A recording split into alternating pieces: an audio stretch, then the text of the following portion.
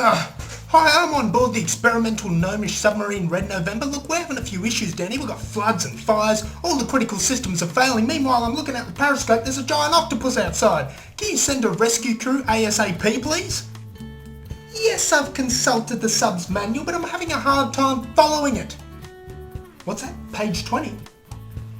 The active gnome gets a +3 bonus to fix-it actions when he consumes grog? Look, you're not going to have to rush on that rescue crew. I think we're going to have this thing as strong as a Titanic in no time. Okay, thank you. +3 bonus, here we come.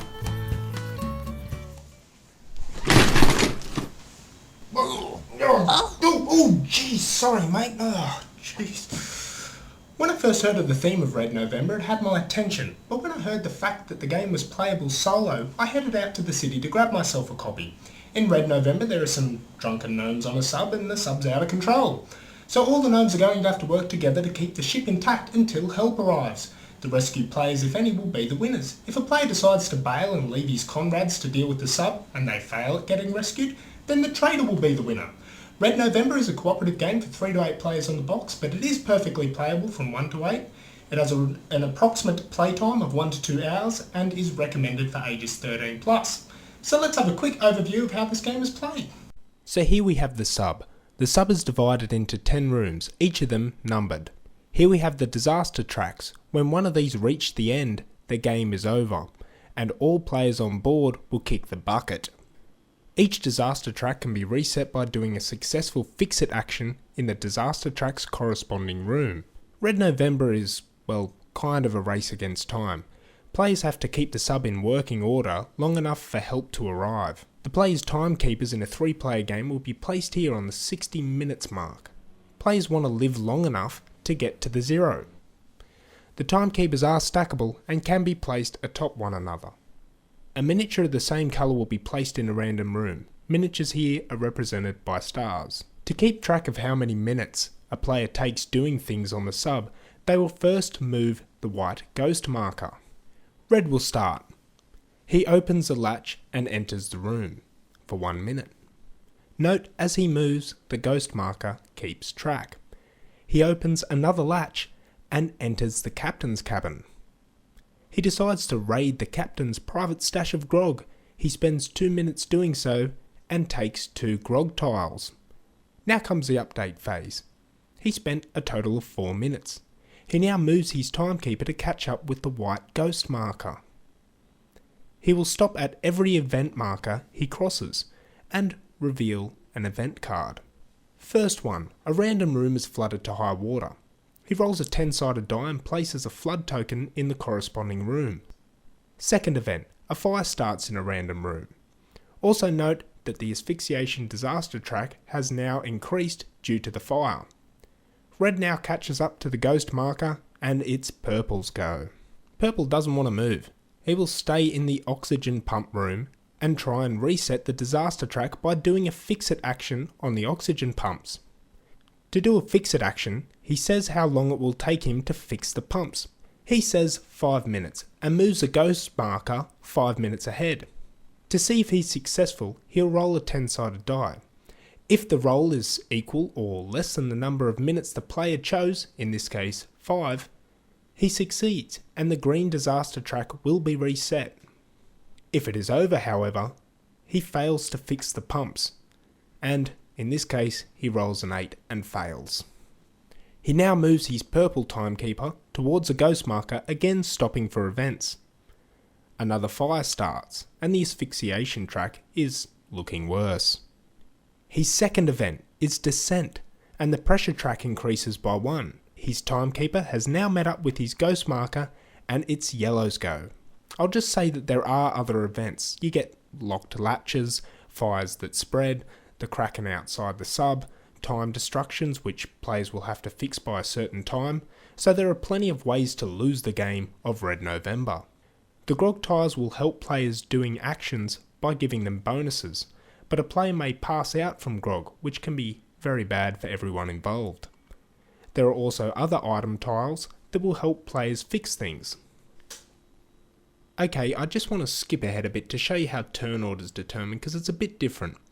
Here we go, let's say yellow has just caught up with his ghost marker. The player who will go next will be the player at the back of the pack, so purple. Let's say purple spends 2 minutes trying to fix something or other. Then he goes to his update phase, catching up to his ghost marker. Well, whose turn is it next? It will be his go again because he's still at the back of the pack. So let's have a look at the 3 things I didn't like so much about Red November. The box, it's one of Fantasy Flight's Silverline series which comes in a small box, and I'm not entirely convinced it was designed to fit back in the box. Some people cut foam core pieces to organise the box a bit, me, I just make it happen.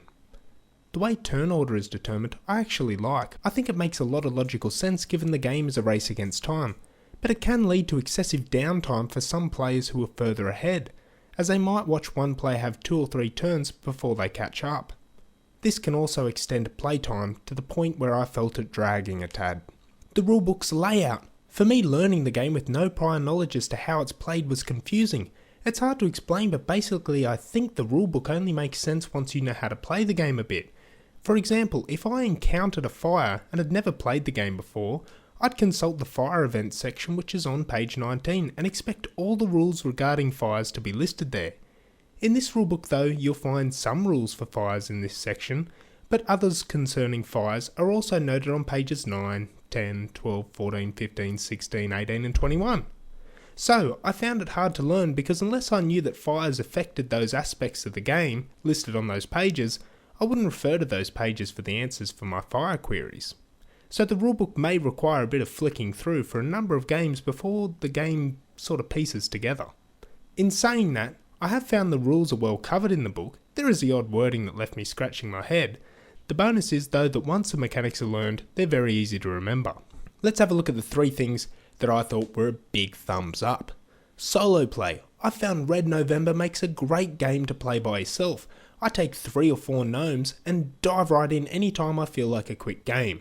The tension the game creates. I've almost gone bald pulling my hair out watching the gnomes run in to save a comrade and neither of them walk out. Some of the situations gnomes get into are very stressful but very funny. Components. The tiles are thick, all the cards are plastic coated and the board is nicely mounted.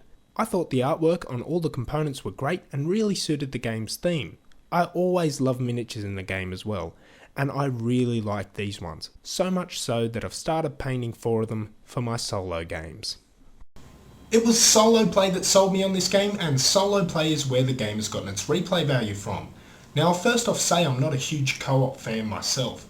I find personally I like the player interaction that comes from having an opponent a lot more. So if I have a group of 3 to 8 players, Red November would not be on my list to play. But I'm not hesitant to play this game solo. And my dislike of the turn order sequence actually changes to a like in solo games because it works in your favour. The board keeps track of what gnome to use next, and of course there is no downtime. I can knock off a solo game in 30 odd minutes, sometimes it knocks me off in about 15 though.